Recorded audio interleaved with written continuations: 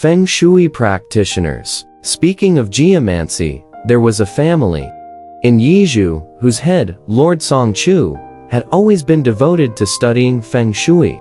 Even the women in the household could read Feng Shui books and had a deep understanding of its principles. After Lord Song passed away, his two sons established separate households and sought auspicious burial sites for their father. They eagerly invited geomancers and Feng Shui experts from far and wide to help them choose the best location. As a result, both families had gathered over 100 Feng Shui masters. These experts rode their horses to the countryside every day to examine potential burial grounds. They split into two groups, heading in opposite directions like two armies. After more than a month, both families finally found their preferred sites. One claimed that if their father was buried there, his descendants would receive noble titles. The other argued that if their father's remains were placed there, his descendants would become important government officials. The two brothers couldn't agree and decided to abandon discussions altogether. Instead, they independently began constructing elaborate tombs. They erected ornate pavilions, flew colorful flags, and each site was fully prepared. On the day of the funeral, as the procession reached a crossroads, the two brothers led their respective groups of geomancers and Feng Shui experts. They argued continuously from morning until the sun began to set, yet no decision was reached.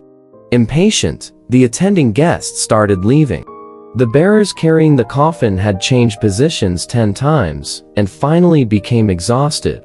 They simply left the coffin on the side of the road and walked away. The brothers decided not to proceed with the burial. They constructed thatched shelters on the side of the road to shield the coffin from the elements. One brother built a house nearby and stationed people to guard it. The other brother followed suit, constructing a house and deploying guards as well. Each time one brother built a house, the other would do the same. After 3 years, the area had transformed into a village. Many years later, both brothers had passed away.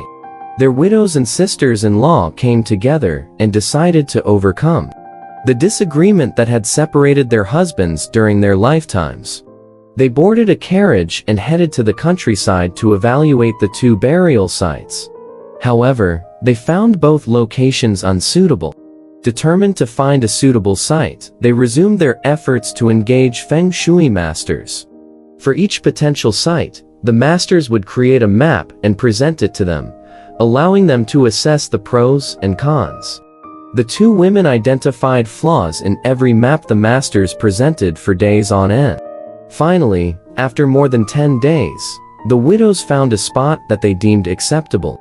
One of them said, "This will do." She showed the map to her sister-in-law, who agreed, saying that burying their relatives there would ensure that their family produced a successful candidate in the imperial examinations. 3 years after the burial, the eldest grandson of Lord Song did, in fact, pass the imperial examinations and became a successful candidate. Alright, this story has come to an end. If you liked it, please give it a thumbs up. Thank you.